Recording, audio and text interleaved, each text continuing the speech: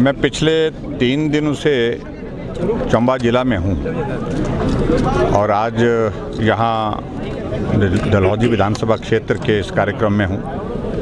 हालांकि कार्यक्रम हमारा संगठनात्मक दृष्टि से ऑर्गेनाइजेशनल प्रोग्राम था पन्ना प्रमुख का, लेकिन फिर भी उसके बावजूद मैं देख रहा हूँ कि बहुत बड़ा उत्साह सभी कार्यकर्ताओं में, और कार्यकर्ताओं में ही नहीं लोगों में भी भारतीय जनता पार्टी की जीत को सुनिश्चित करने के लिए हर व्यक्ति आकर के यहाँ पर सहयोग देने के लिए अपना जो है वो बात कह रहा है। और मुझे इतना ज़रूर कहना है कि इस सीट पर अब की बार फिर हमारी शानदार जीत होगी, ऐतिहासिक जीत होगी। जो पिछली बार जैसा मार्जिन, बड़ा मार्जिन हमारा जीत का था, और उसी मार्जिन की दिशा में हम आगे बढ़ रहे हैं इस लोकसभा क्षेत्र में।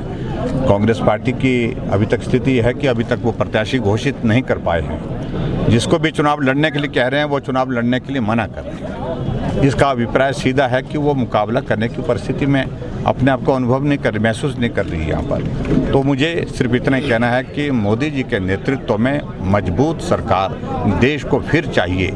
एक दशक के बाद दूसरे दशक की शुरुआत ये यहाँ से हो रही है और निश्चित रूप से जीत होगी, शानदार जीत होगी, यही मुझे कहना है। अब वो कई तरह के नाम दे रहे हैं, कई तरह की बातें कह रहे हैं। स्वाभाविक रूप से उनकी मनस्थिति को हमको समझने की आवश्यकता है। विचलित हैं, परेशान हैं, हताश हैं, निराश हैं, और उसकी वजह हम नहीं हो सकते हैं। आपको बहुमत मिला था, बहुत बड़ा बहुमत मिला था, सरकार 5 वर्ष के लिए मिली थी, और ऐसे हालात अपने हाथों से पैदा कर दिए जिसके कारण सरकार बीच में जो है ऐसी डगमगा रही है।